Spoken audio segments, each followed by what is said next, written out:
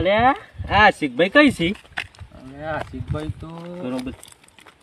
આશિકભાઈ યાર આ બાજુ જ આવતા હતા. હપ્તો નહીં આવતા ને ચો હંતા ઘરથી બહાર મને વાત મળી છે કે હપ્તો નહીં ભરતા ને એમના ઘેર કેમ કેતો ને કે મોસણીઓમાં જઈને હુઈ રહી છે એમ તો આપણે આજે પકડીએ રૂબરૂ. કઈ છી આજે હેડો.